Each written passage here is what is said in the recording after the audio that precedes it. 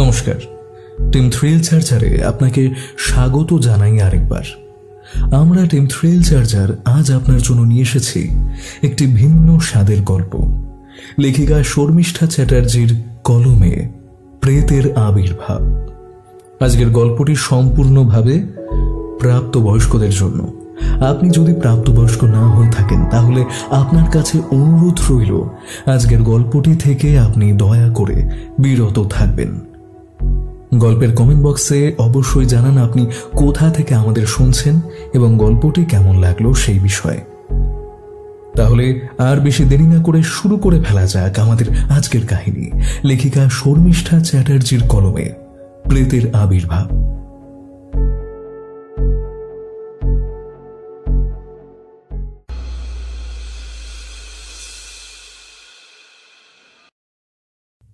পিয়ালি সদর দরজার চৌকাঠ পেরিয়ে ঘরের ভিতর দাঁড়াতেই আকাশের মা কাঞ্চনা পিয়ালিকে বরণ করতে করতে গম্ভীর গলায় বলে ওঠে, শোনো বৌমা, তুমি এই লাইরি বাড়ির যেখানে খুশি গড়ো, যে ঘরে ইচ্ছে হয় ঢুকো, আমি কিচ্ছু বলবো না। কিন্তু তুমি খবরদার ভুলেও এই বাড়ির দোতলার বারান্দার শেষের দিকে যে বন্ধ ঘরটা আছে ওই ঘরটার কাছে খবরদার যেও না। সেই সঙ্গে ভুলেও ওই ঘরটা কখনো খুলবে না, কেমন? কাঞ্চনার মুখ থেকে এই কথা শুনে পিয়ালি কাঞ্চনাকে পায়ে হাত দিয়ে প্রণাম করতে করতে বেশ চিন্তিত ও বিস্ময় ভরা কণ্ঠে বলে, কেন মা, ওই ঘরের কাছে আমি যাব না কেন? আর খুলবই বা না কেন? কি আছে ওই ঘরে? পিয়ালির প্রশ্ন শুনে কাঞ্চনা আকাশের দিকে একবার তাকিয়ে নিয়ে বলে ওঠে, তা তোমাকে জানতে হবে না বৌমা, যেটা বারণ করলাম সেটা শোনো, এতে তোমার ও আকাশ দুজনেরই মঙ্গল হবে। এই কথা বলে কাঞ্চনা ঘরে চলে যেতেই পিয়ালি মনে মনে নিজেকে প্রশ্ন করে ওঠে, মা দুতলার বারান্দার শেষের দিকের ঘরের কাছে আমার যেতে বারণ করলেন কেন? আর ঘরটা খুলতেই বা বারণ করলেন কেন? এই ঘরের মধ্যে কি আছে? কোনো রহস্য লুকিয়ে নেই তো, যা মা আমার কাছে থেকে লুকোচ্ছেন? নমস্কার, আমি কি অ্যাস্ট্রোলজার নীলাম্বর বিশ্বাসের সঙ্গে কথা বলছি? হ্যাঁ, আমি অ্যাস্ট্রোলজার নীলাম্বর বিশ্বাস। আপনি কি? আগে আমার নাম পিয়ালি লাহিড়ী। আচ্ছা, কাল আপনি বেলা 12:30 নাগাদ আপনার চেম্বারে উপস্থিত থাকবেন কি? হ্যাঁ, থাকবো। কেন বলুন তো? আসলে আমি একটা বিপদের মধ্যে আছি। আমি সেই বিপদের হাত থেকে কিভাবে রক্ষা পাবো জানি না।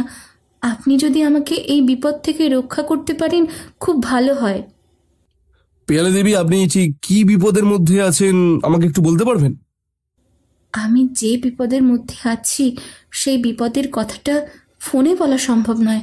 বিপদটা একটু গুরুতর। কাল আপনার সামনে গিয়ে সবটা যদি খুলে বলি, আপনার কোনো অসুবিধা হবে কি? না, কোনো অসুবিধা নেই। কাল আপনি আসুন আমার চেম্বারে, আমি কাল থাকবো। Thank you sir. তাহলে কাল আপনার সঙ্গে দেখা হচ্ছে। এই কথা বলে পিয়ালি ফোনটা কাটতেই সে কানের কাছে শুনতে পায় কে যেন তাকে হিস হিসে গলায় বলছে, পারবি না, তুই আমাকে কিছুতেই এখান থেকে তাড়াতে পারবি না। আমি এত বছর ধরে যখন এই বাড়িতে ছিলাম, আমি এই বাড়িতেই থাকবো। তুই আমার কিচ্ছু করতে পারবি না, কিচ্ছু না। পিয়ালির কানে হিস হিসে গলায় মহিলা কণ্ঠটা ভেসে আসতেই সে ঘরের চারিদিকে তাকায় ঠিকই, কিন্তু কাউকেই সে দেখতে পায় না। মহিলার হিস হিসে গলায় ওই কথাগুলো শুনে সে ঘরের চারিদিকে তাকাতে তাকাতে চিৎকার করে বলে ওঠে, এই সংসারটা আমার, তুমি এই সংসারের কোনো ক্ষতি করতে পারবে না। আমি আমার প্রাণ থাকতে এই সংসারের কোনো রকম ক্ষতি হতে দেব না, বুঝেছো? পিয়ালি এই কথা বলতেই সে দেখল যে মহিলা হিস হিসে গলায় তাকে হুমকি দিচ্ছিল একটু আগে, তার গলার শোনা যাচ্ছে না ঠিকই, কিন্তু সে যে এই ঘরেই তার আশেপাশে উপস্থিত আছে সেটা পিয়ালি ভালো করেই বুঝতে পারল। May I come in sir? Yes, come in. এই কথা বলে অ্যাস্ট্রোলজার নীলাম্বর বিশ্বাস পিয়ালির দিকে তাকাতেই প্রশ্ন করে ওঠেন গম্ভীর গলায়। আপনি কে? নমস্কার স্যার, আমি পিয়ালি লাহিড়ী। গতকাল সন্ধ্যে 7টা নাগাদ আপনার সঙ্গে ফোনে কথা হলো, মনে আছে? ও হ্যাঁ, মনে আছে। আসুন আসুন, please take your seat. Piyali chair টেনে বসতেই অ্যাস্ট্রোলজার নীলাম্বর বিশ্বাস বলে ওঠেন, আপনি গতকাল ফোনে আপনার একটা বিপদের কথা আমাকে বলছিলেন। আপনার বিপদটা ঠিক কি জানতে পারি একটু, পিয়ালি দেবী? হ্যাঁ স্যার, বলছি। এই কথা বলে পিয়ালি যেই তার কাহিনী বলতে শুরু করবে, হঠাৎ সেই সময় চেম্বারের কাঁচের বন্ধ জানলায় ঠক ঠক করে আওয়াজ হয়। বন্ধ জানালায় আওয়াজটা হতেই পিয়ালি কেমন ভয়ে চমকে ওঠে। পিয়ালিকে ভয়ে চমকে উঠতে দেখে অ্যাস্ট্রোলজার নীলাম্বর বিশ্বাস চেয়ার ছেড়ে উঠে জানলার ধারে নিঃশব্দে এগিয়ে যায়। তারপর জানলাটা খুলে জানলা দিয়ে মুখ বাড়িয়ে বাইরে এদিক ওদিক দেখার চেষ্টা করেন ঠিকই, কিন্তু কাউকে দেখতে পায় না। জানলার বাইরে কাউকে দেখতে না পেয়ে সে চিন্তিত কণ্ঠে বলে ওঠে, জানলার বাইরে কাউকেই তো দেখতে পেলাম না, তাহলে জানলাটা ঠকঠক করলো কে? এই কথা বলতে বলতে অ্যাস্ট্রোলজার নীলাম্বর বিশ্বাস চেয়ারে বসতেই পিয়ালি ভয় মিশ্রিত কাঁপা কাঁপা গলায় বলে ওঠে, ওই শয়তানি করেছে। ও আমার আর আকাশের সংসারটা ধ্বংস করে তবে ক্ষান্ত হবে দেখছি। কে আপনার সংসার ধ্বংস করে দেবে মিসেস লাহিড়ী? প্লিজ খুলে বলুন আমাকে সবটা। নীলাম্বর বিশ্বাসের এই প্রশ্ন শুনে পিয়ালি ভয় মিশ্রিত দৃষ্টিতে ঘরের চারিদিকে তাকাতে তাকাতে বলতে শুরু করে তখন, স্যার, আমি হলাম গড়িয়াহাটের মেয়ে, আর আকাশ হলো উত্তর কলকাতার বাগবাজারের ছেলে। আজ থেকে 2 বছর আগে আমার সঙ্গে আকাশের আলাপ হয় একটা কাজের সূত্রে। সেই কাজটা হলো, আকাশ একজন কম্পিউটার টিচার। ও ছোট বাচ্চাদের কম্পিউটার শেখানো থেকে শুরু করে কলেজের ছেলে মেয়ে ও আরও উঁচু ক্লাস পর্যন্ত কম্পিউটার শেখায়। আজ থেকে 2 বছর আগে ও খবরের কাগজে বিজ্ঞাপন দেয় ওর কম্পিউটার ইনস্টিটিউটের জন্য একজন দক্ষ কম্পিউটার জানা টিচার লাগবে।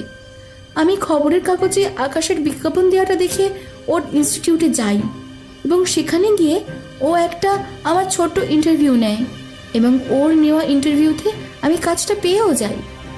এরপর বেশ 4-5 মাস ওর সঙ্গে ইনস্টিটিউটে স্টুডেন্টদের পড়াতে পড়াতে ওর সঙ্গে আমার একটা ধীরে ধীরে গভীর বন্ধুত্ব তৈরি হয়। তারপর এই গভীর বন্ধুত্ব থেকে আমরা দুজন কখন একে অন্যের গভীর প্রেমে পড়ে যাই আমরা নিজেরাও জানি না। এরপর আমরা দুজন 1 বছর প্রেমের সম্পর্কে থাকার পর আমাদের 2 পরিবার আমাদের দুজনের 4 হাত এক করে দেয়, মানে আমি আর আকাশ বিবাহ বন্ধনে আবদ্ধ হই। বিয়ের পর আকাশের হাত ধরে নতুন বধূর বেশে যেদিন ওর পৈতৃক বাড়ির সদর দরজার চৌকাঠ পেরিয়ে ওর বাড়ির ভিতর প্রবেশ করি, ওর মা আমাকে বরণ করতে করতে বেশ গম্ভীর গলায় এমন একটা কথা বলেন যে ওনার ওই কথাটা শুনে আমার খুব সন্দেহ জাগে। আকাশের মা আপনাকে কি এমন কথা বললেন? ওনার সেই কথা শুনে সেই কথা রহস্য খুঁজতে শুরু করেন কি আপনি? উনি আমাকে বরণ করতে করতে বলেন, শোনো বৌমা, তুমি এই লাইরি বাড়ির যেখানে খুশি ঘোরো, যে ঘরে ইচ্ছে হয় ঢুকো, আমি কিচ্ছুটি বলবো না।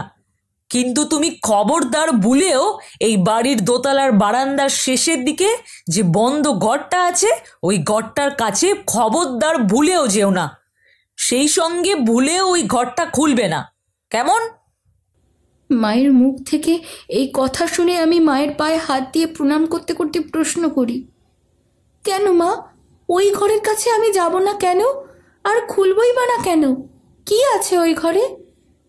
আমার প্রশ্ন শুনে মা আকাশের দিকে একবার তাকিয়ে নিয়ে বলে ওঠেন, তা তোমাকে জানতে হবে না বৌমা, যেটা বারণ করলাম সেটা শুধু শুনো, এতে তোমারও আকাশ দুজনেরই মঙ্গল।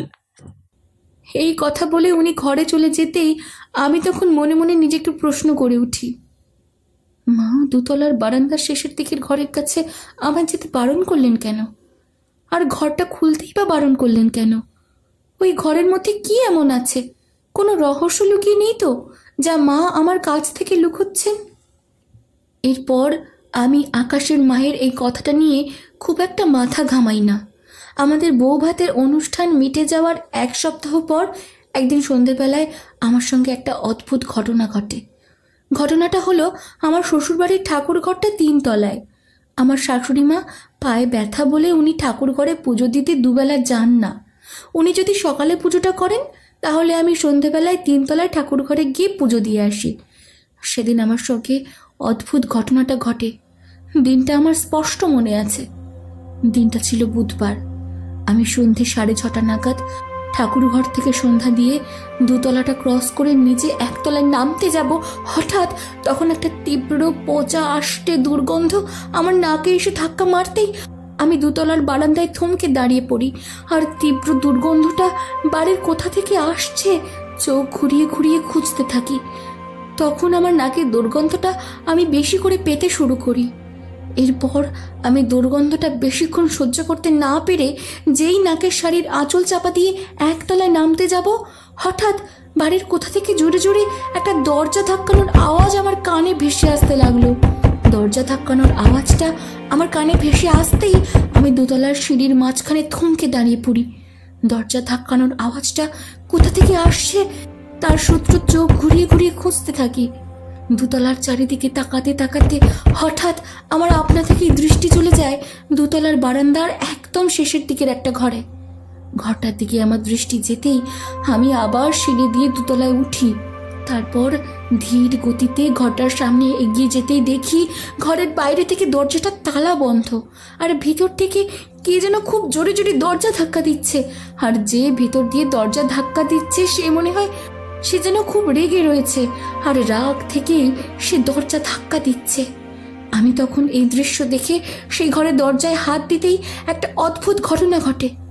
ঘটনাটা হলো এই যে আমি সেই ঘরের দরজায় হাত দিতেই ভিতর থেকে দরজা ধাক্কানোর যে তীব্র আওয়াজটা হচ্ছিল সেটা সঙ্গে সঙ্গে থেমে যায়। ঘরের ভিতর দিয়ে দরজা ধাক্কানোর আওয়াজটা বন্ধ হয়ে যেতেই আমি তখন প্রশ্ন করে উঠি, কে কে ভিতর দিয়ে দরজা ধাক্কা দিচ্ছেন? আমি যেই এই প্রশ্ন করেছি হঠাৎ নিচ থেকে তখন আমার শাশুড়ি মা আমাকে ডাকতে লাগলেন, বৌমা, তোমার সন্ধে দেওয়া হলো ঠাকুর ঘরে? চা করেছি, এসো। নিচ থেকে শাশুড়ি মার ডাক শুনে আমি আর ওই ঘরের সামনে বেশিক্ষণ দাঁড়িয়ে না থেকে তাড়াতাড়ি নিচে নেমে আসি।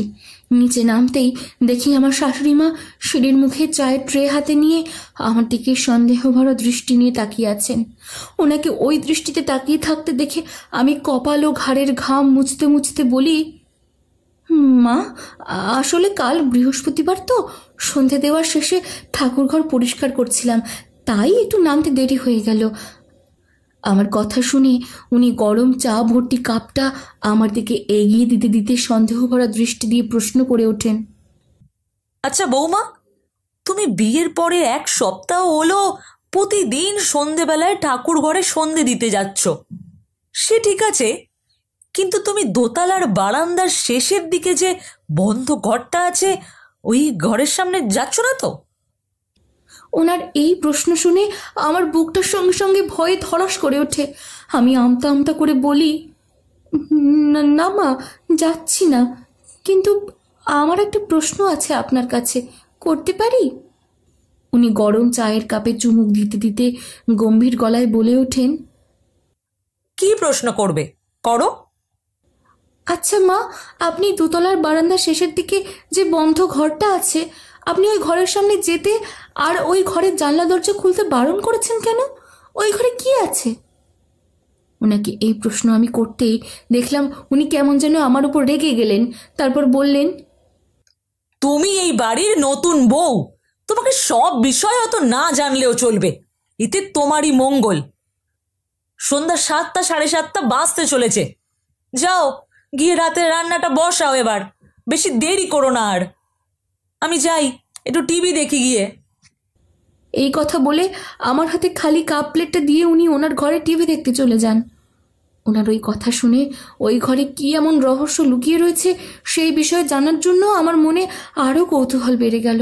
আর আমি তখনই মনে মনে ঠিক করে ফেলি ওই দুতলার বারান্দার শেষের দিকের বন্ধ ঘরের রহস্য আমাকে যেভাবেই হোক জানতে হবে। কিন্তু আমার ওই জানাটা আর রহস্য উদ্ঘাটন যে কাল হয়ে দাঁড়াবে তাই বা কে আগে থেকে জানতো? সন্ধেবেলায় আমার সঙ্গে ওই অদ্ভুত ঘটনাটা ঘটার পর রাতে আমার সঙ্গে আরও একটা অদ্ভুত ধরনের ঘটনা ঘটে। এই কথা বলে পিয়ালি মুখ নিচু করে, তারপর আবার লজ্জিত মুখে বলতে শুরু করে, সেদিন রাতের বেলা আমার সঙ্গে আকাশের একটা যৌন মিলন হয়েছিল। আকাশ যখন আমার শরীরের সঙ্গে যৌন মিলনের খেলায় উন্মত্ত, আর আমিও যখন ওর শরীরের সংস্পর্শে এসে ওর গভীর চুম্বনের স্পর্শে উন্মত্ত হয়ে উঠি, হঠাৎ আমার সেই সময় আমার নগ্ন শরীর জুড়ে একটা চাপা অস্বস্তি শুরু হয়। স্যার, আপনাকে সেই চাপা অস্বস্তির কথা আমি ঠিক বলে বোঝাতে পারবো না। আমার চাপা অস্বস্তির সঙ্গে আমার সারা শরীর কেমন যেন জ্বলতে শুরু করে। মনে হয় আমার শরীরের বিভিন্ন জায়গা জুড়ে অদৃশ্য কেউ যেন রাগের বশে নখের আঁচড় দিয়ে আঘাত করছে। আমার সারা শরীর জুড়ে জ্বালা পোড়া অনুভব হতেই আমি সঙ্গে সঙ্গে বিছানা ছেড়ে যেই উঠে বাথরুমে যেতে যাব, আকাশ তখন আমার নগ্ন শরীরের উপর থেকে উঠে বিরক্তি ভরা কণ্ঠে জিজ্ঞাসা করে, কি হলো? বিছানা ছেড়ে উঠে কোথায় যাচ্ছ?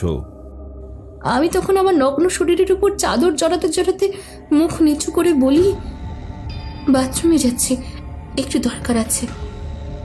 আমার কথা শুনে ও আবার জিজ্ঞাসা করে, বাথরুমে আবার তোমার এখন কি দরকার? আমি তখন ওর কোনো প্রশ্নের উত্তর না দিয়ে বাথরুমে চলে যাই। বাথরুমে ঢোকার আগে শুনতে পাই আকাশ শুয়ে দাঁত মুখ খিচেতে খিচেতে বলছে, সালি মুডটাই নষ্ট করে দিল। কি সুন্দর ওর দেহের সঙ্গে খেলছিলাম, ধুস, ভালো লাগে না।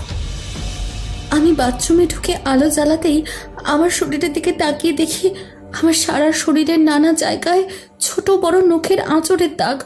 শরীরের বক্ষ যুগল থেকে শুরু করে জনির আশেপাশে ছোট বড় নখের আঁচড়ের দাগ।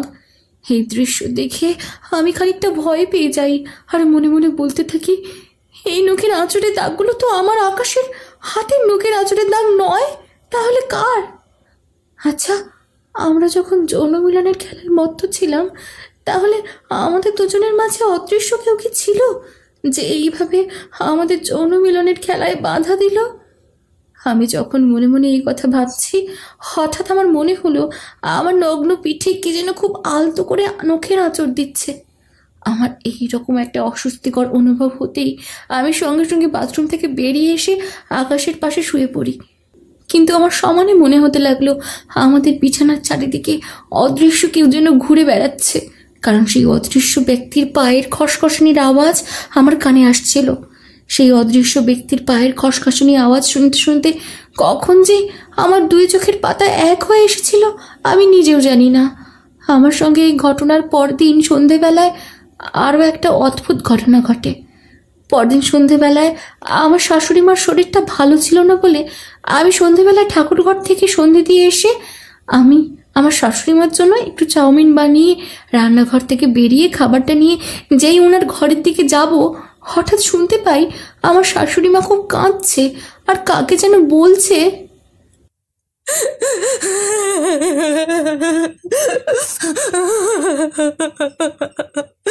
কুকু, তোর কাছে আমি ভিক্ষে চাইছি, তুই তোর ভাই ও পিয়ালির সংসারটা নষ্ট করিস না। তুই ওদের ছেড়ে দে। তোর ভাই তো তোর সঙ্গে কোনো অন্যায় করেনি, তোকে তো খুব ভালোবাসতো আকাশ। সব অন্যায় তো আমি আর তোর বাবা আর এই বাড়ির লোকেরা করেছে। তুই তুই আমাকে বরঞ্চ শাস্তি দে, কিন্তু তোর ভাই আর ভাইয়ের বউকে দয়া করে ছেড়ে দে। ওদের তুই ছেড়ে দে।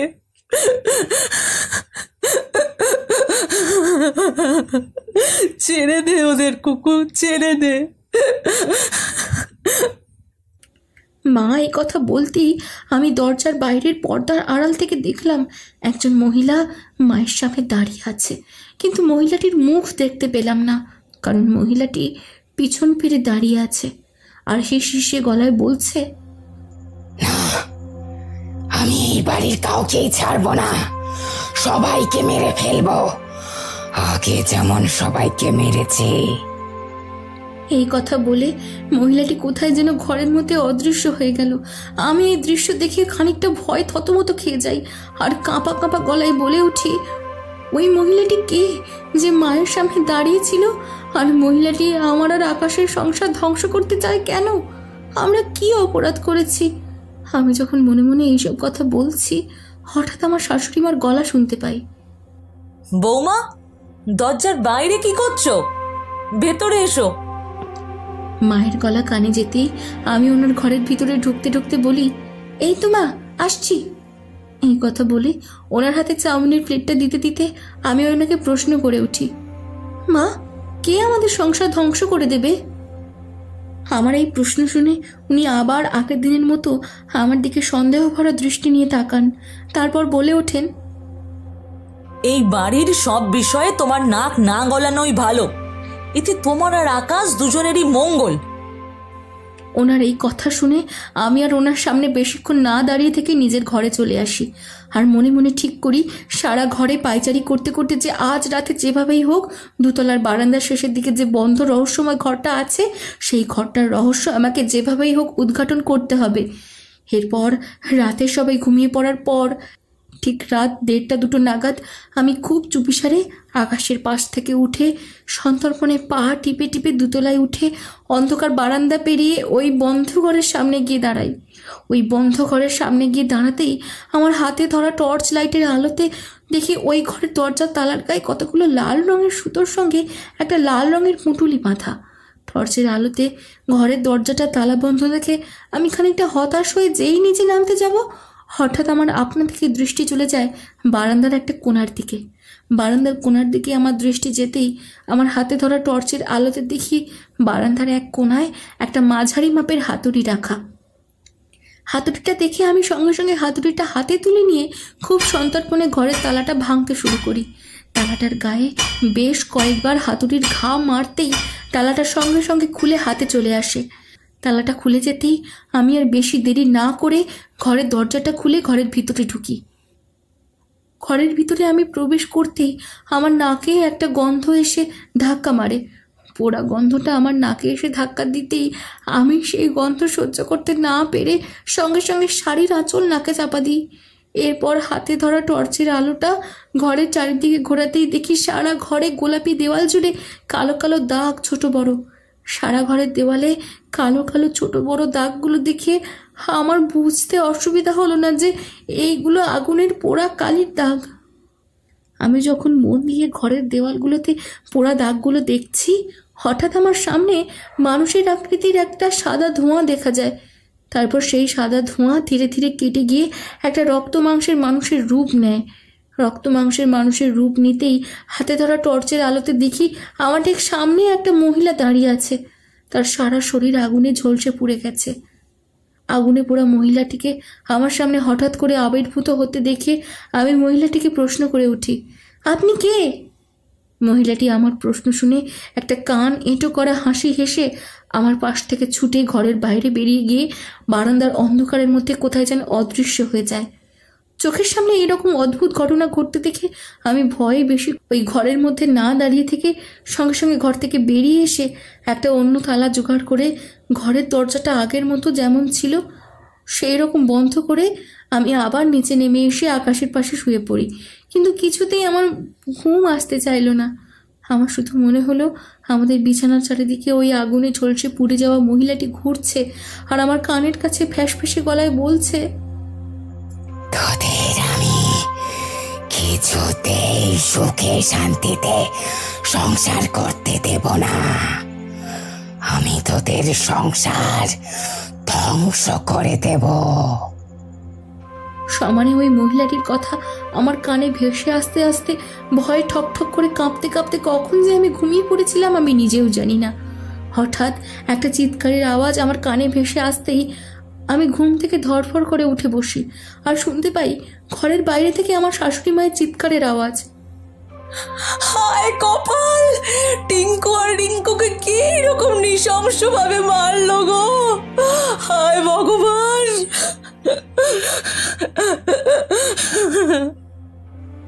মায়ের চিৎকার শুনে আমি ঘর থেকে বারান্দায় বেরোতেই দেখি শাশুড়ি মার পোষা বিড়াল আর একটা কুকুর ছিল। তাদের দুজনকে কে বা কারা যেন খুব নৃশংসভাবে মেরে রেখে দিয়েছে। আর ওদের দুজনকে এমনভাবে মেরেছে চোখে দেখার মতো নয়। জানেন স্যার, ওদের দুজনের মাথাটা একতলার বারান্দার এক কোণে পড়ে আছে, আর ওদের দুজনের শরীরটা পুরো ফালা ফালা করে কাটা। সকালে ঘুম থেকে উঠে এইরকম একটা ভয়ঙ্কর গা শিরশির করা দৃশ্য দেখে আমি সহ্য করতে না পেরে ওইখানেই মাথা ঘুরে অজ্ঞান হয়ে পড়ে যাই, কারণ আমি একদম রক্তারক্তির দৃশ্য সহ্য করতে পারি না। এই ঠিক 2-3 দিন পর আমি প্রেগন্যান্সি কিটের মাধ্যমে আর কয়েকটা ডাক্তারি পরীক্ষা করিয়ে জানতে পারি আমার আর আকাশের মধ্যে নতুন সদস্য আসতে চলেছে। মানে আমি তখন 2 মাসের প্রেগনেন্ট। আমি প্রেগনেন্ট হওয়ার পর থেকে ও 2তলার বারান্দার শেষের দিকে ঘরটা খোলার পর থেকে আমার জীবনে সেই যে অশুভ কালো ছায়ার ঝড় শুরু হয়েছে, সেই ঝড় আজও থামেনি। প্রেগনেন্ট হওয়ার 3-4 দিন পর একদিন সন্ধ্যাবেলায় আমি আমাদের ঘরে বিছানার উপর বসে আকাশের সঙ্গে প্ল্যান করছিলাম যে বাচ্চা হওয়ার পর বাচ্চার নাম কি রাখা হবে।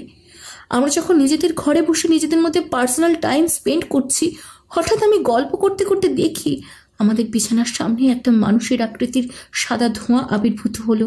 তারপর সেই মানুষের আকৃতির সাদা ধোঁয়াটা কেটে গিয়ে ধীরে ধীরে একটা রক্ত মাংসের মানুষের রূপ নিতেই দেখি 4 দিন আগের রাতে 2তলার বারান্দায় শেষের দিকে যে ঘরে আগুনে ঝলসে যাওয়া পোড়া মহিলাটিকে আমি দেখেছিলাম, সেই মহিলাটি আমার বিছানার সামনে দাঁড়িয়ে আর আমার দিকে সবুজ জ্বলন্ত দৃষ্টি দিয়ে একটা কান এঁটো করা হাসি হাসতে হাসতে বলছে, তোর সন্তানকে আমি তোর কাছ থেকে কেড়ে নেব।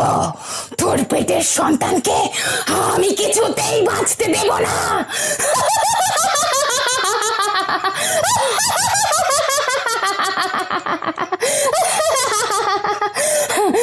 যেমন এরা আমার সন্তানকে বাঁচতে দেয়নি, আমার কাছ থেকে কেড়ে নিয়েছিল।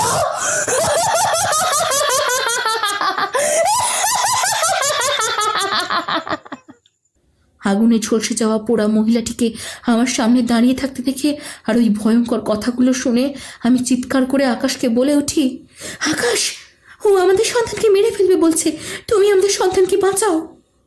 আমি এই কথা বলার সঙ্গে সঙ্গে দেখলাম আগুনে পুড়ে যাওয়া মহিলাটির সঙ্গে সঙ্গে সাদা ধোঁয়ার রূপ নিয়ে কোথায় যেন অদৃশ্য হয়ে গেল। আমার চিৎকার শুনে আকাশ আমাকে জড়িয়ে ধরে বলে উঠল, কি হয়েছে পিয়ালি, তুমি এইভাবে চিৎকার করে উঠলে কেন? কে আমাদের সন্তানকে মেরে ফেলবে?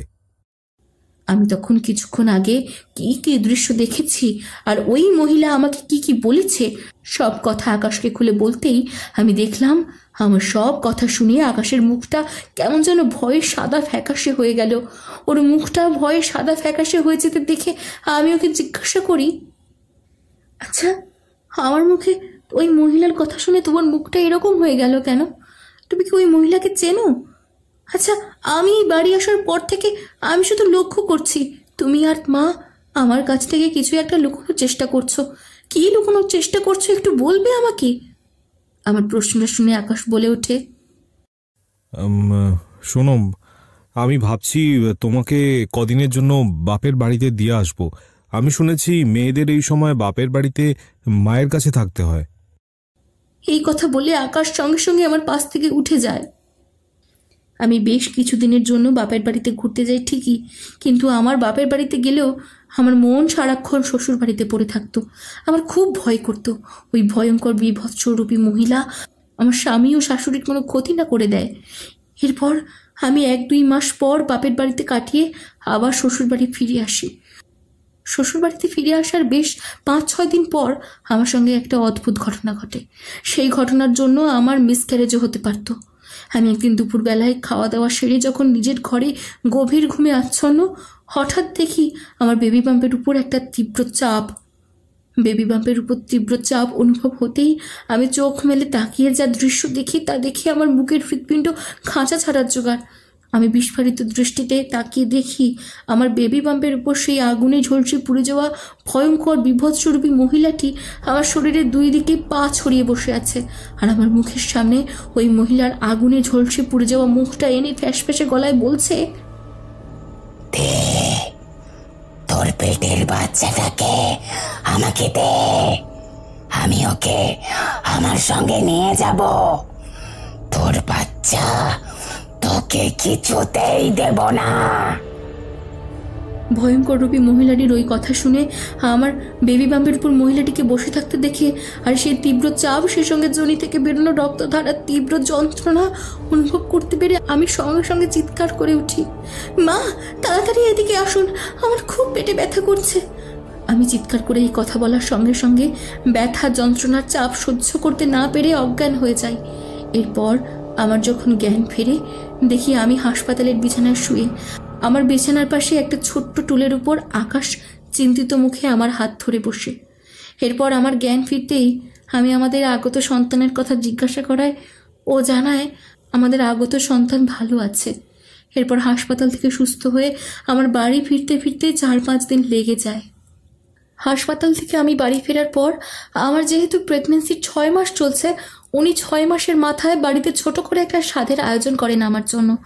আমার সেই স্বাদের দিন আমার সঙ্গে আরও একটা অদ্ভুত ঘটনা ঘটে। ঘটনাটা হলো, আমি বাথরুম থেকে স্নান করে বেরিয়ে স্বাদের অনুষ্ঠানের জন্য যেই সাজগোজ করতে যাব, আয়নার সামনে দাঁড়িয়ে দেখি আমি ভেজা চুলগুলো আঁচড়াচ্ছি।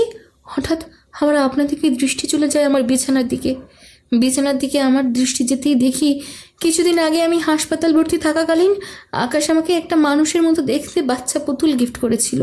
সেই মানুষের মতো দেখতে বাচ্চা পুতুলটার হাত পা চোখ মুখ কে বা কারা যেন খুব বাজেভাবে ভেঙে পুতুলটা একদম দুমড়ে মুচড়ে বিছানার উপর ফেলে রেখে দিয়ে গেছে। এইরকম একটা হাড় হিম করা দৃশ্য দেখে আমার বুকের ভিতরটায় অজানা ভয়ের দামামা বেজে ওঠে এবং আমি সঙ্গে সঙ্গে আমার হাতটা বেবি বাম্পের উপর দিয়ে কাঁপা কাঁপা গলায় বিছানার উপর পড়ে থাকা ভাঙা পুতুলটার দিকে তাকিয়ে বলি, আমার সন্তানকে আমি সুস্থভাবে জন্ম দিয়ে ওকে সব রকম বাধা বিপত্তি কাটিয়ে ভালোভাবে মানুষ করতে পারবো তো? সেদিন ছাদের অনুষ্ঠান মিটে যাওয়ার পর আকাশ আবার আমাকে বাপের বাড়ি দিয়ে আসে।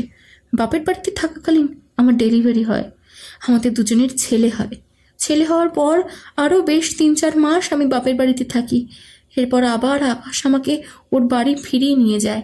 কিন্তু ছেলেকে নিয়ে ওই বাড়িতে ফেরার পর আমার আর আমার সদ্যজাত ছেলের সঙ্গে আবার অদ্ভুত ঘটনাগুলো ঘটতে শুরু করে, আর এই ঘটনাগুলো ছিল ভয়াবহ।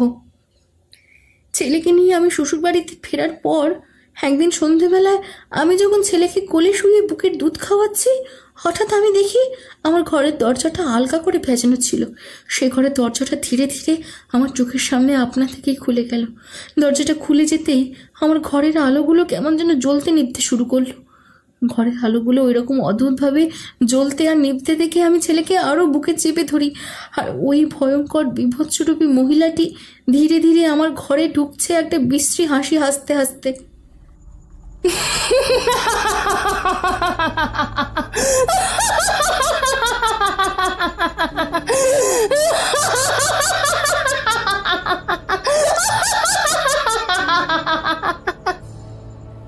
ভয়ঙ্কর বিভৎসরূপী মহিলাটি বিশ্রী হাসি হাসতে হাসতে আমার বিছানার সামনে এসে দাঁড়ায়।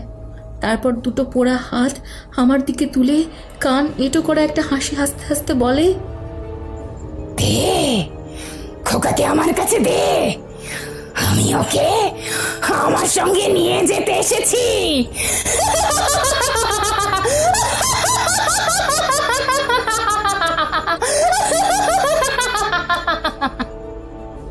ভয়ঙ্কর বিভৎসরূপী মহিলাটিকে বিছানার সামনে দাঁড়িয়ে ওই কথাগুলো বলতে দেখে আমি ছেলেকে বুকে চেপে ধরে চিৎকার করে উঠি, মা, ও মা, তাড়াতাড়ি এদিকে আসুন, ও আমার ছেলেকে মেরে ফেলবে। আমি চিৎকার করতেই আমি দেখলাম ভয়ঙ্কর বিভৎসরূপী মহিলাটি সঙ্গে সঙ্গে যেন কোথায় অদৃশ্য হয়ে গেল, আর সঙ্গে সঙ্গে ঘরের আলোগুলো স্বাভাবিক হয়ে গেল। এইদিকে আমার চিৎকার শুনে আমার শাশুড়ি মা ছুটে আসে আর জিজ্ঞাসা করে, কি হয়েছে বৌমা, তুমি এমন চিৎকার করে উঠলে কেন? মায়ের প্রশ্ন শুনে আমার সঙ্গে ঘরের মধ্যে কিছুক্ষণ আগে কি কি ঘটেছে সব কথা খুলে বলতেই আমি দেখলাম মা ভয়ার্ত দৃষ্টিতে ঘরের চারিদিকে তাকাতে তাকাতে ভয়ে মিশ্রিত কাঁপা কাঁপা গলায় পাগলের মতো বলতে থাকেন, ও জেগে উঠেছে আবার, ও মেরে ফেলবে, ও মেরে ফেলবে আমাদের সবাইকে, সবাইকে মেরে ফেলবে, সবাইকে মেরে ফেলবে, সবাইকে মেরে ফেলবে। ও জেগে উঠেছে, ও জেগে উঠেছে, আর কাউকে বাঁচতে দেবে না, আমাদের সবাইকে মেরে ফেলবে। মায়ের এই কথা শুনে আমি ওনাকে প্রশ্ন করে উঠি, মা, কে আমাদের মেরে ফেলবে? কে জেগে উঠেছে আবার? আমার প্রশ্ন শুনে মা আমার দিকে তাকায়, তারপর আমার থেকে কিছু একটা কথা লুকিয়ে ঘর থেকে বেরিয়ে যায়। সন্ধেবেলা এইরকম ভয়ঙ্কর ঘটনা ঘটার পর আবার মাঝরাতের দিকে আরও একটা ভয়ঙ্কর ঘটনা ঘটে। রাত তখন কটা হবে জানি না, আমি আর আকাশ যখন গভীর ঘুমে আচ্ছন্ন, হঠাৎ সেই সময় আমার সদ্যজাত ছেলের কান্নায় আমার ঘুম ভেঙে যায়। ঘুম ভেঙে যেতেই আমি ঘরের আলোটা জ্বালিয়ে দোলনার দিকে তাকাতেই যা দৃশ্য দেখি তা হলো ওই ভয়ঙ্কর বিভৎসরূপী মহিলাটি আমার সদ্যজাত ছেলেকে কোলে নিয়ে তার দিকে তাকিয়ে হেসে হেসে কথা বলছে।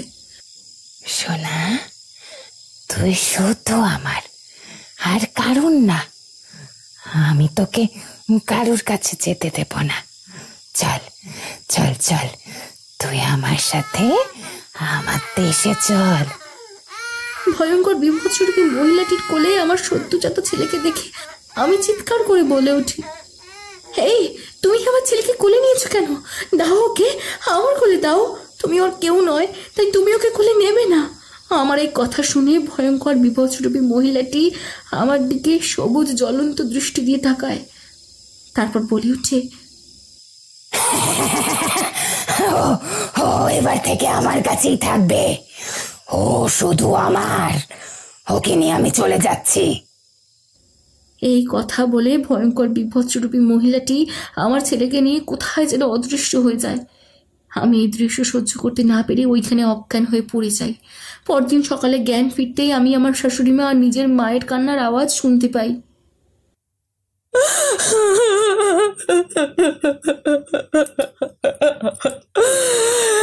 ও বাঁচতে দেবে না, ওই শয়তানি কাউকে বাঁচতে দেবে না।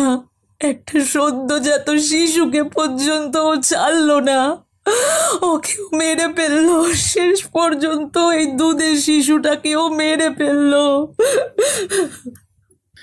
আমার শাশুড়িমার এই কথা শুনে আমি থাকতে না পেরে সঙ্গে সঙ্গে ঘরের বাইরে ছুটে যেতেই দেখি আমার সাধের দিন বিছানার উপর মানুষের মতো দেখতে যে পুতুলটাকে হাত পা ভাঙা অবস্থায় দেখেছিলাম, সেই রকম মৃত অবস্থায় আমার সদ্যজাত ছেলেটা শুয়ে আছে।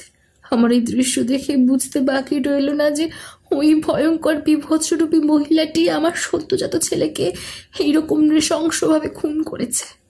চোখের সামনে নিজের পেটের সন্তানের মৃত্যু সহ্য করতে না পেরে আমি ওইখানে অজ্ঞান হয়ে যাই।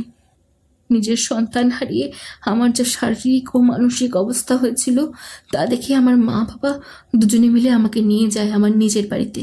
আমি 3-4 মাস বাপের বাড়িতে থাকাকালীন আমার কাছে খবর আসে আমার শাশুড়ি মা ঠাকুর ঘর থেকে পুজো সেরে নিচে সিঁড়ি দিয়ে নামার সময় উনি নাকি এমনভাবে পা মুচকে সিঁড়ি দিয়ে নিচে গড়িয়ে পড়ে যান, এর জন্য ওনার একটা পা ভেঙে যায়।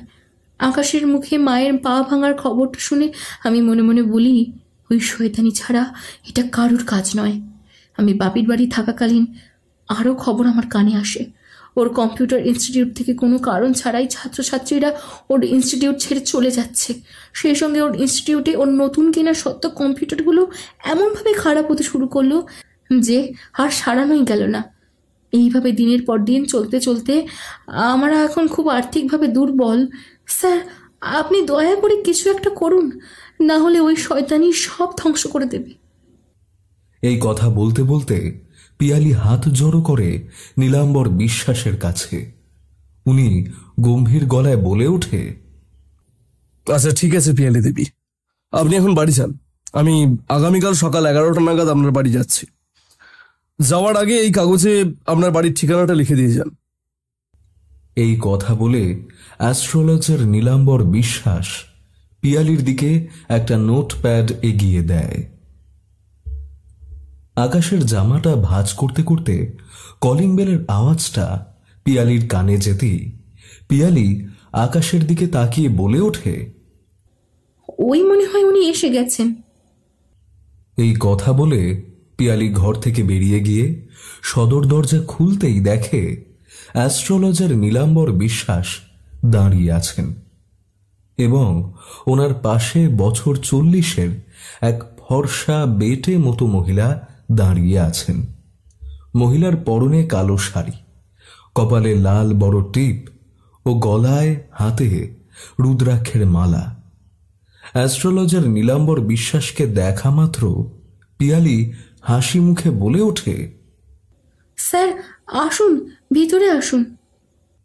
নীলাম্বর বিশ্বাস তার পাশে দাঁড়িয়ে থাকা ভদ্রমহিলাকে নিয়ে বাড়ির ভিতর ঢুকতেই গম্ভীর গলায় পিয়ালি ও আকাশের দিকে তাকিয়ে বলে ওঠে, পিয়ালি দেবী, আকাশবাবু, আমার পাশে যাকে দেখছেন ইনি আমার অ্যাসিস্ট্যান্ট রুদ্রাণী সান্যাল। দীর্ঘ 5 বছর ধরে উনি নানা ধরনের তন্ত্রবিদ্যা ও অ্যাস্ট্রোলজির সঙ্গে যুক্ত। আমি যে কোনো তন্ত্র সাধনার কাজে গেলে আমি রুদ্রাণীকে আমার সঙ্গে নিয়ে যাই। আকাশ ও পিয়ালির সঙ্গে রুদ্রাণীর পরিচয় পর্ব মিটে যাওয়ার পর অ্যাস্ট্রোলজার নীলাম্বর বিশ্বাস রুদ্রাণীকে নিয়ে সারা বাড়ি ঘুরে দেখতে দেখতে দোতলার বারান্দার শেষের দিকের ঘরের কাছে দাঁড়াতেই নীলাম্বর বিশ্বাস ও রুদ্রাণী দুজনেই বেশ অনেকক্ষণ ধরে ঘরটার দিকে তাকিয়ে থাকে। তারপর অ্যাস্ট্রোলজার নীলাম্বর বিশ্বাস পিয়ালির দিকে তাকিয়ে বলে ওঠে, এই ঘরটা খোলো, আমি এই ঘরটা দেখব। নীলাম্বর বিশ্বাসের এই কথা শুনে আকাশ ভয় মিশ্রিত কণ্ঠে বলে ওঠে, স্যার, আপনি এই ঘরে ঢুকবেন? মা জানতে পারলে খুব অশান্তি করবে। কেন? কারণ মা এই ঘরে ঢুকতে বারণ করেছেন আমাকে আর পিয়ালিকে। এই ঘরটা ভালো নয়, সেই জন্য। তোমার মা তোমাদের যা খুশি বলুক, আমাকে এই ঘরে ঢুকতেই হবে। পিয়ালি দেবী, এই ঘরের চাবিটা দিন, আমি নিজেই খুলে ঢুকে যাব। অ্যাস্ট্রোলজার নীলাম্বর বিশ্বাসের কথা মতো পিয়ালি ওনার হাতে ওই ঘরের চাবিটা দিতেই তিনি রুদ্রাণীর দিকে তাকিয়ে বলে, রুদ্রাণী, তুমি বাইরে থাকো, আমি 10 মিনিটের মধ্যে এই ঘর থেকে ঘুরে আসছি। আর আমি যতক্ষণ এই ঘরে থাকবো, এই ঘরে কেউ ঢুকবে না, এটা আমার আদেশ। এই কথা বলে নীলাম্বর বিশ্বাস তালা খুলে ঘরের মধ্যে ঢুকে যায়। তিনি ঘরের মধ্যে প্রবেশ করতেই তার সারা শরীর জুড়ে একটা ভয়ের শিহরণ খেলে যায়। সেই সঙ্গে তার সমানে মনে হতে থাকে তার চারিদিকে অদৃশ্য কেউ একজন আছে, এবং যে অদৃশ্য ব্যক্তি আছে সেই ব্যক্তির শরীরের নানা জায়গায় হাত দিয়ে তার কামবোধ জাগানোর চেষ্টা করছে। সে শুনতে পাচ্ছে সেই অদৃশ্য ব্যক্তি কামাতুর কণ্ঠে বলছে, তুই আমাকে এই বাড়ি থেকে কিছুতেই তাড়াতে পারবি না। আমি সারা জীবন এই বাড়িতেই থাকবো। যে আমাকে তাড়াতে আসবে সেই আমার হাতে মরবে। অ্যাস্ট্রোলজার নীলাম্বর বিশ্বাসের কানে মহিলার কামাতুর কণ্ঠে এই কথাগুলো ভেসে আসতেই তিনি ঘরের চারিদিকে তাকাতে তাকাতে সেই অশরীরীর উদ্দেশ্যে বলে ওঠেন, তুই আমার কিছু করতে পারবি না শয়তান। তোর দিন শেষ হয়ে আসছে, তুই ধ্বংস হওয়ার জন্য এবার ধীরে ধীরে প্রস্তুত হ। এই কথা বলে নীলাম্বর বিশ্বাস যেই ঘর থেকে বেরোতে যাবে সে অনুভব করে তার হাতের পাতাটা কেমন জ্বালা জ্বালা করছে। হাতের পাতায় জ্বালা অনুভব হতেই তাকিয়ে দেখে হাতের পাতার উপর 3টে লাল লাল বড় বড় নখের আঁচড়ের দাগ। হাতের পাতায় নখের আঁচড়ের দাগগুলো দেখে নীলাম্বর বিশ্বাস চিৎকার করে বলে ওঠে সেই অদৃশ্য মহিলার উদ্দেশ্যে, শয়তানি, তুই যতই আমাকে আঘাত করার চেষ্টা করিস না কেন, আমি কিছুতেই থামবো না। আমি তোকে শেষ করেই তবে এখান দিয়ে যাব। কোনো অশুভ কালো শক্তি আমাকে বাধা দিতে পারবে না, বুঝেছিস? এই কথা বলে নীলাম্বর বিশ্বাস ঘর থেকে বেরিয়ে পিয়ালি ও আকাশের দিকে এক ঝলক তাকিয়ে নিয়ে বাড়ির চারিদিকে তাকাতে তাকাতে গম্ভীর গলায় বলে ওঠেন, এই বাড়িতে এমন একটা নেগেটিভ এন্টিটি আছে, সেই নেগেটিভ এন্টিটি খুব শক্তিশালী। দীর্ঘদিন ধরে এই এন্টিটি এই বাড়ির মধ্যে রাজ করতে করতে এখন সে এক পিশাচে পরিণত হয়েছে। যত দ্রুত সম্ভব আমাকে আর রুদ্রাণীকে মিলে ওকে ধ্বংস করতে হবে। আর ওকে ধ্বংস করার জন্য আমাদের একটা যজ্ঞ করতে হবে। যজ্ঞটার নাম হবে প্রেত মুক্তির নিধন যজ্ঞ। কিন্তু আমাকে এই যজ্ঞটা করার আগে আমাকে জানতে হবে যে এই বাড়িতে অতীতে কি এমন ঘটনা ঘটেছিল যার জন্য আজ আপনারা বাড়ির সকলে ওই প্রেতের রোষে পড়েছেন। নীলাম্বর বিশ্বাসের এই কথা শুনে আকাশ বলে ওঠে, এই বাড়িতে অতীতে কি ঘটনা ঘটেছিল তা একমাত্র আমার মা বলতে পারবেন এখন। আকাশের কথা শেষ হতেই একটা ভারিক্কি মহিলা কণ্ঠ শোনা যায়। এই বাড়িতে কোনো যজ্ঞ পুজো পাঠ হবে না।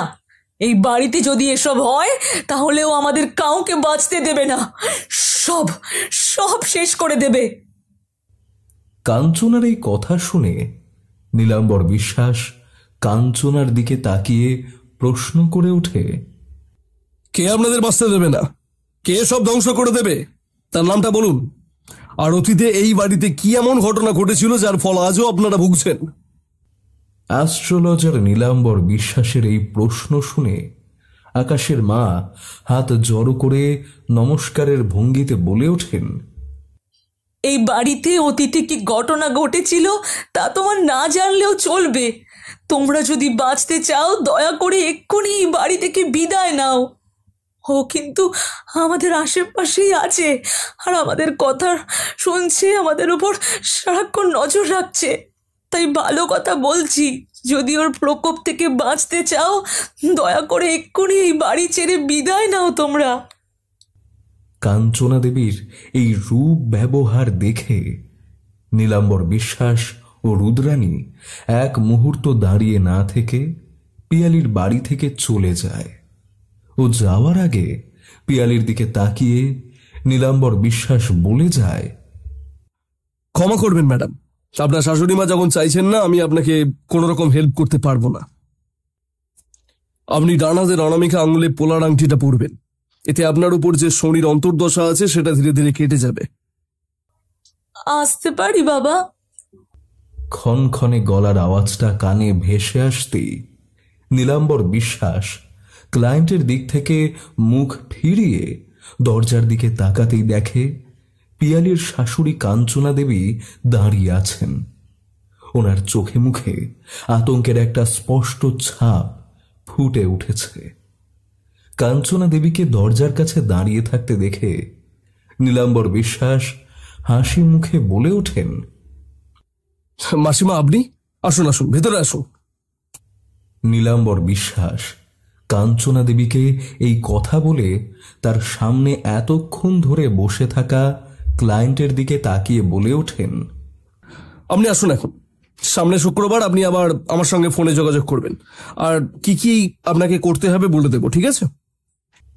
ক্লায়েন্ট চেম্বার থেকে বেরিয়ে যেতেই নীলাম্বর বিশ্বাস কাঞ্চনা দেবীর দিকে তাকিয়ে বলেন, মাসিমা আজ আপনি হঠাৎ আমার চেম্বারে কি মনে করে? আর আপনার চোখ মুখ এরকম শুকনো ভয়ের তো দেখাচ্ছে কেন? কি হয়েছে আপনার? আপনার বাড়িতে কিছু কি ঘটেছে? পিয়ালি দেবী আর আকাশবাবু সব ঠিক আছেন তো? নীলাম্বর বিশ্বাসের এই কথা শুনে কাঞ্চনা দেবী হাউ হাউ করে কেঁদে ওঠেন। তারপর কাঁদতে কাঁদতে নীলাম্বর বিশ্বাসের হাতটা ধরে বলেন,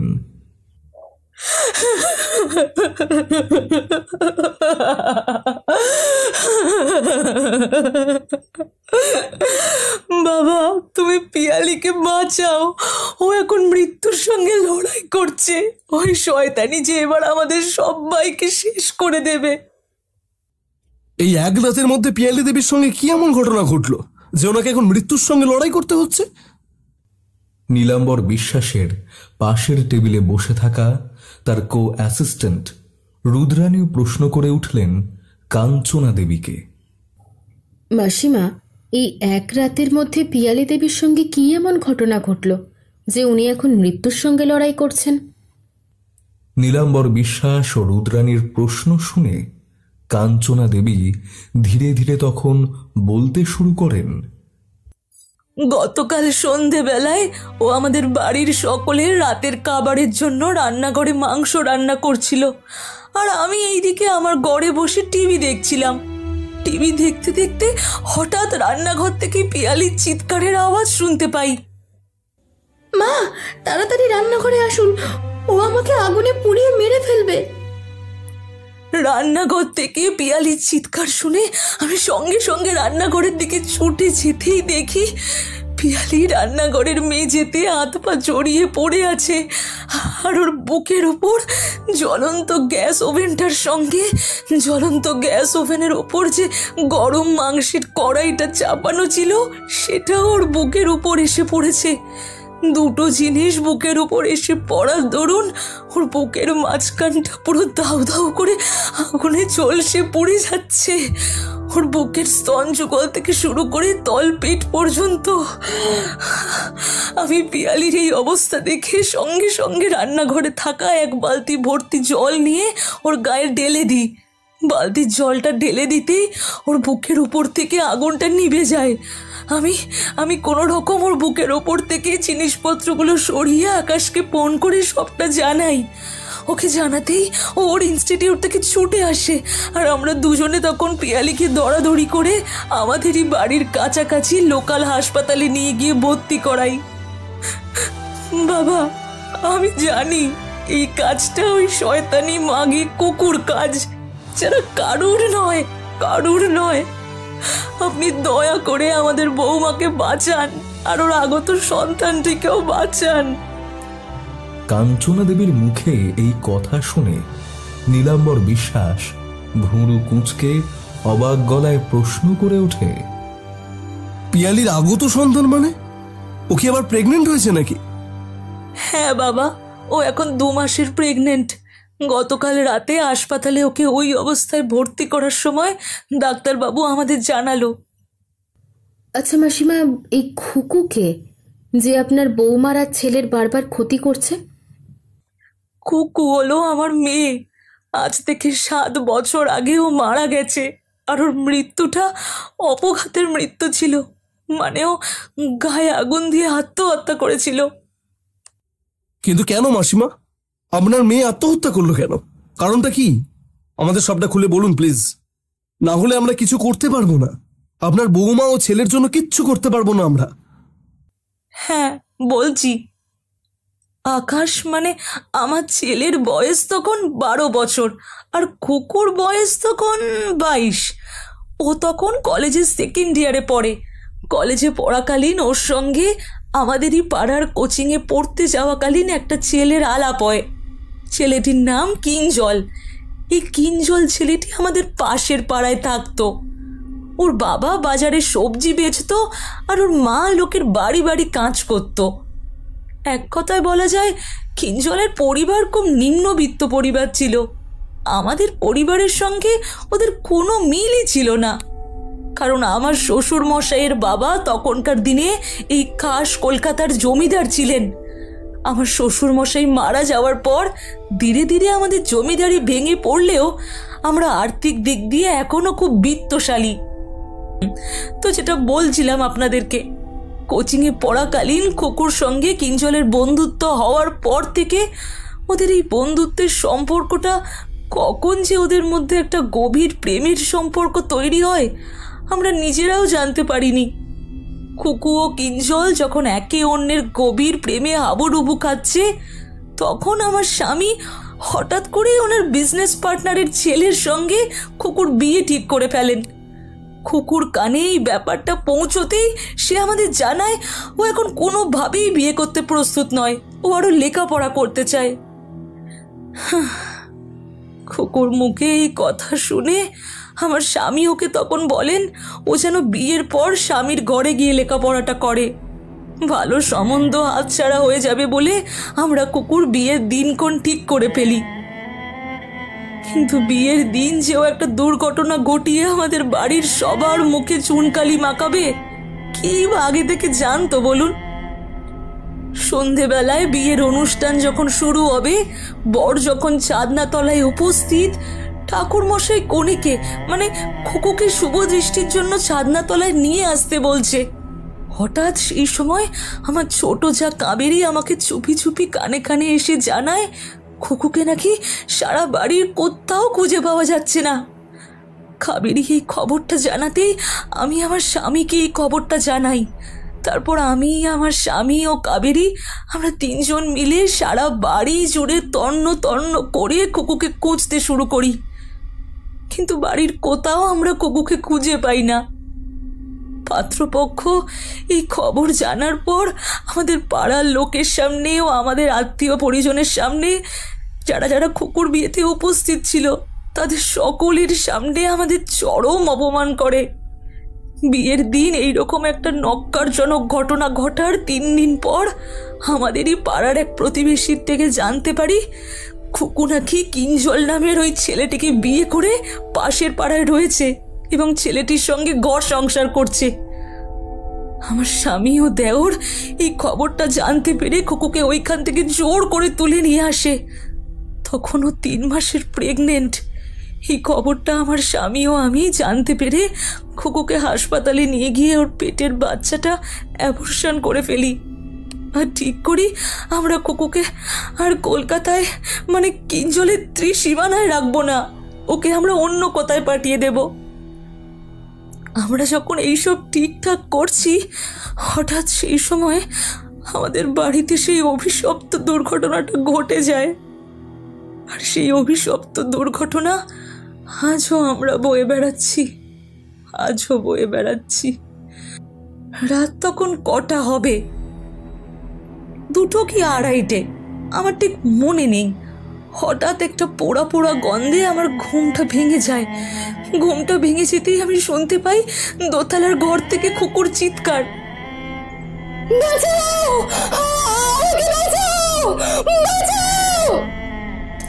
দোতলার ঘর থেকে খুকুর চিৎকার শুনে আমি আমার স্বামীকে ডাকি।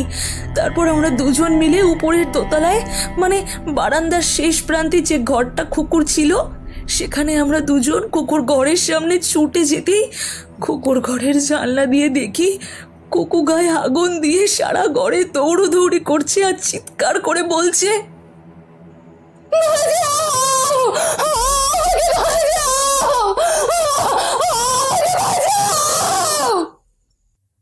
বন্ধ ঘরের ভেতর থেকে খুকুকে চিৎকার করতে দেখে আর ওকে চলন্ত শরীরে সারা ঘরময় ছোটাছুটি করতে দেখে আমরা বাড়ির লোকেরা কিচ্ছু করতে পারিনি। বন্ধ ঘরের বাইরে দাঁড়িয়ে হাত কামড়াতে থাকি আর দেখতে থাকি খুকু কিভাবে একটু একটু করে আগুনে ঝলসে পুড়ে শেষ হয়ে যাচ্ছে। খুকু মারা যাওয়ার পর আমরা কোনো রকমে ওর ওই দোতলার ঘরে শ্রাদ্ধ শান্তির কাজটা করি। বাড়িতে মর্মান্তিক একটা দুর্ঘটনা ঘটে যাওয়ার 1 সপ্তাহ পর থেকেই আমাদের বাড়িতে এক একদিন এক একটা অদ্ভুত ভুতুড়ে ঘটনা ঘটতে শুরু করলো। সেই সঙ্গে মৃত্যুলীলা একের পর এক।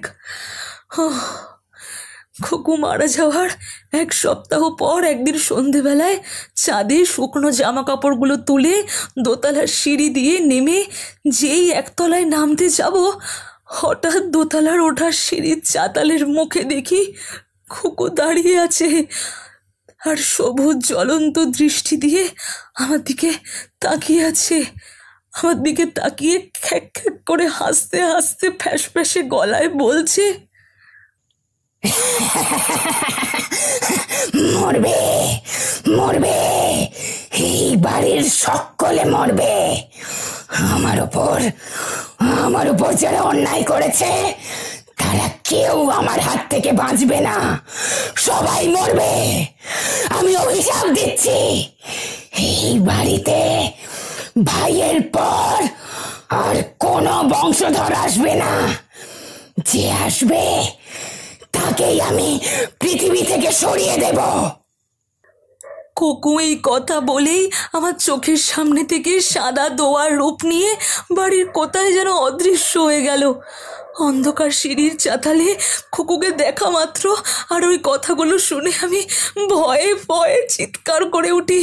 আমার চিৎকার শুনে আমার ছোট যা কাবেরী ছুটতে আসে আর আমাকে সিঁড়ির মাঝখানে দাঁড়িয়ে ভয় টকটক করে কাঁপতে দেখে জিজ্ঞাসা করে, দিদি কি হয়েছে? তুমি সিঁড়ির মাঝখানে দাঁড়িয়ে এভাবে ঠকঠক করে কাঁপছো কেন? আমি তখন ওকে বললাম কিছুক্ষণ আগে কি কি দেখেছি।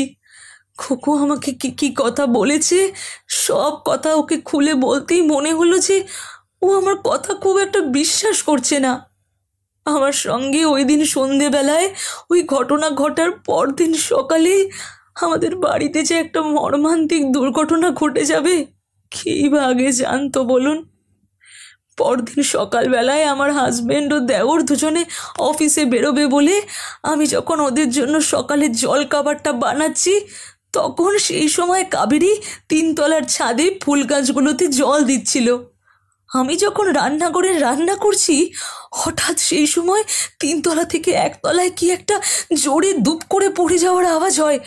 সেই সঙ্গে একটা চিৎকারের আওয়াজ আমার কানে ভেসে আসতেই আমি সঙ্গে সঙ্গে বাড়ির বাইরের উঠোনে বেরোতেই দেখি কাবেরী উঠোনের মাঝখানে উবু হয়ে পড়ে আছে। আর ও তখন ছিল 7 মাসের প্রেগনেন্ট। ওর পেটের ভিতর থাকা ভ্রূণটা ফর্ম করে গিয়ে বাইরে খানিকটা বেরিয়ে এসেছে। সেই সঙ্গে ওর যোনি থেকে প্রবল রক্তপাত হচ্ছে আর ও প্রসব যন্ত্রণায় ছটফট করছে। কাবেরীর এই অবস্থা দেখে আমরা বাড়ির সবাই মিলে ওকে নিয়ে হাসপাতালে যাই ঠিকই, কিন্তু হাসপাতাল যাওয়ার পথেই ও মারা যায়। কাবেরী মারা যাওয়ার 1 সপ্তাহ পর আমার হাজবেন্ড অফিসের বাথরুমে কি একটা কাজ করতে গিয়ে বাথরুমেই হার্ট অ্যাটাক করে মারা যায়। আমি এই খবরটা জানতে পেরে ওনার অফিসে ডেড বডিটা দেখার জন্য যাই। ওনার অফিসের বাথরুমে ঢুকতেই দেখি উনি বাথরুমের মেঝেতে হাত পা ছড়িয়ে পড়ে আছেন ঠিকই, কিন্তু ওনার চোখ সোজাসুজি বাথরুমের সিলিংয়ের দিকে আবদ্ধ আর ওনার মুখটা হা করে খোলা। সেই সঙ্গে ওনার সারা চোখে মুখে একটা ভয় ও আতঙ্কের ছাপ স্পষ্ট ফুটে উঠেছে, যেন উনি কিছু একটা দেখে খুব ভয় পেয়েছেন। কাবেরী ও আমার হাজবেন্ড মারা যাওয়ার আবার 1 সপ্তাহ পর আমার দেওর ওর ঘরে গলায় দড়ি দিয়ে আত্মহত্যা করে। কিন্তু কি কারণে ও আত্মহত্যা করে তা আমাদের কাছে রহস্যই থেকে যায়। বাড়িতে 3টে লোক মারা যাওয়ার 1 সপ্তাহ পর একদিন রাতে আকাশকে নিয়ে আমি যখন গভীর ঘুমে আচ্ছন্ন, আমি ঘুমের মধ্যে স্বপ্ন দেখি বিছানার পাশে খোকো দাঁড়িয়ে আছে আর ফ্যাস ফ্যাসে গলায় বলছে, দেখলে মা, আমি বাড়ির সবাইকে একে একে কেমন মেরে ফেললাম, কাউকে বাঁচতে দিলাম না, এমনকি ছোট কাকিমার পেটের বাচ্চাটাকেও না। ঘুমের মধ্যে এইরকম একটা ভয়ঙ্কর স্বপ্ন দেখে আমি বিছানার উপর ধড়ফড় করে উঠে বসতেই দেখি একটা সাদা ছায়ামূর্তি ধীরে ধীরে আমার ঘরের বাইরে দ্রুত গতিতে বেরিয়ে যাচ্ছে। সাদা ছায়ামূর্তিটাকে ঘরের বাইরে বেরিয়ে যেতে দেখে আমার বুঝতে বাকি রইল না যে আমার বিছানার পাশে যে এতক্ষণ দাঁড়িয়ে ছিল সে খোকো ছাড়া আর কেউ নয়। আর ওই পরপর এতগুলো মৃত্যু লীলা ঘটিয়েছে। খোকুর হাত থেকে আকাশকে বাঁচানোর জন্য আমি এক তান্ত্রিকের সঙ্গে যোগাযোগ করি। উনি তখন আমার বাড়ি এসে খোকু যে ঘরে থাকতো সেই ঘরে একটা বড় করে যজ্ঞ করেন। যজ্ঞের শেষে উনি খোকুর ঘরটাকে চিরদিনের মতো বন্ধ করে দিয়ে ওই অভিশপ্ত ঘরে বাঁধন দিয়ে আমাকে সাবধান করে দেন যে কেউ যেন সেই বাঁধন না খোলে। এই অভিশপ্ত ঘর খুললেই আবার ওই প্রেত মানে খোকো আবার জেগে উঠবে আর ওর অতৃপ্ত আত্মা আবার জেগে উঠে ও তখন আর কাউকেই ছাড়বে না, আবার সব শেষ করে দেবে। ওই তান্ত্রিক ওই অভিশপ্ত ঘর বন্ধ করে যাওয়ার পর থেকে ওই ঘর বন্ধই ছিল এতদিন, কিছুই হয়তো হতো না। কিন্তু বৌমা ভুলবশত ওই অভিশপ্ত ঘরটা খোলার পর থেকেই বাড়িতে তখন ভুতুড়ে কাণ্ডগুলো ঘটতে শুরু করলো। বাবা, তুমি যেভাবেই হোক আমার বৌমা ওর আগত সন্তানকে ওই শয়তানির হাত থেকে রক্ষা করো, না হলে যে আমার বৌমা আর সন্তানকে মেরে ফেলবে ওই শয়তানি। ও বাঁচতে দেবে না, আমি জানি। মাসিমা, আপনার সব কথা শুনলাম। আমার মনে হচ্ছে ওই প্রেত এখন বিশাল শক্তিশালী হয়ে উঠেছে। ওই শক্তিশালী প্রেতের কবল থেকে আপনার বৌমা ও তার আগত সন্তানকে আমি আর রুদ্রাণী বাঁচাতে পারবো কিনা সন্দেহ। তাও আমরা দুজন আপ্রাণ চেষ্টা করব। এখন আমাদের হাতে বেশি সময় নেই, এক্ষুনি আমাদের আপনার বাড়ি যেতে হবে এবং যা কাজ করার আজকের মধ্যেই করতে হবে। এই কথা বলে নীলাম্বর বিশ্বাস রুদ্রাণীর দিকে তাকায়, তারপর বলে, রুদ্রাণী, তোমার যা যা জিনিস নেওয়ার আছে তাড়াতাড়ি নিয়ে নাও। আমাদের এক্ষুনি পিয়ালি দেবীর বাড়িতে যেতে হবে, ওইখানে আমাদের অনেক কাজ আছে আজ। Okay sir. অ্যাস্ট্রোলজার নীলাম্বর বিশ্বাস রুদ্রাণী ও কাঞ্চনাকে নিয়ে যেই চেম্বার ছেড়ে গাড়িতে উঠতে যাবে, হঠাৎ কাঞ্চনা দেবীর হাতে ধরা ফোনটা বেজে উঠতেই কাঞ্চনা দেবী ফোনের স্ক্রিনের দিকে তাকিয়ে দেখে আকাশ ফোন করেছে। আকাশের ফোনটা রিসিভ করতেই ফোনের ওপার থেকে আকাশের উদ্বিগ্ন গলা শোনা যায়। মা, তুমি তাড়াতাড়ি নীলাম্বর স্যারকে নিয়ে আসো হাসপাতালে।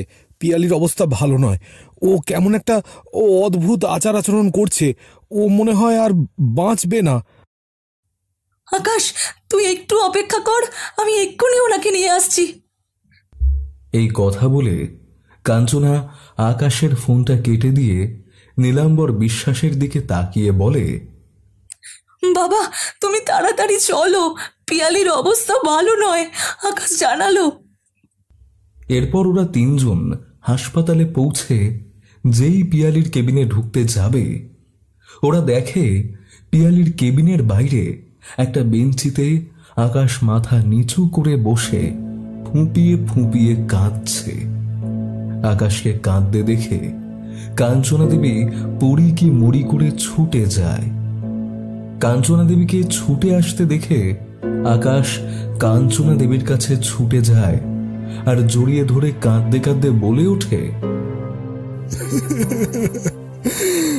মা, পিয়ালি আর নেই, ওকে ওই শয়তানি নিয়ে গেছে।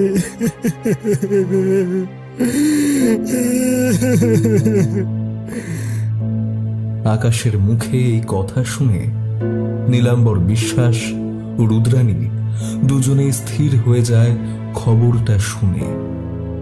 তারপর নীলাম্বর বিশ্বাস ধীর গতিতে পিয়ালির কেবিনে ঢুকতেই যা দৃশ্য দেখে তা হলো পিয়ালির বিছানার ঠিক সামনে একটা নারী মূর্তি দাঁড়িয়ে আছে এবং সেই আগুনে ঝলসে পুড়ে যাওয়া নারী মূর্তিটা পিয়ালির মৃতদেহের দিকে তাকিয়ে একটা কান এঁটো করা বিশ্রী হাসি হাসতে হাসতে বলছে,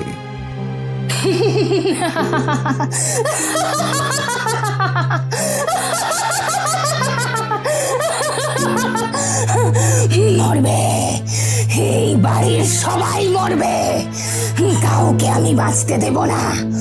ওরা ওরা আমার আর আমার আগত সন্তানকে বাঁচতে দেয়নি, যেমন আমিও তেমন ওদেরকে বাঁচতে দেব না।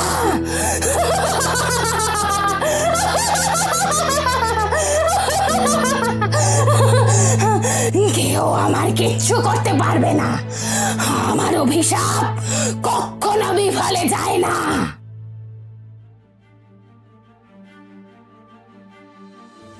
শুনছিলেন প্রেতের আবির্ভাব। আজকের গল্প পাঠে ও গল্পের সূত্রধার আমি অভিক। বিভিন্ন চরিত্রে মধুরা, পিয়ালি, বর্ণালী, সৌমিক, দিব্যেন্দু গোস্বামী, তনুশ্রী এবং খুশি। শব্দ সংযোজনে দেবরাজ দে, আবহ নির্মাণ কৌশিক বসু, প্রচ্ছন্নির্মাণ অভ্র মহান্ত।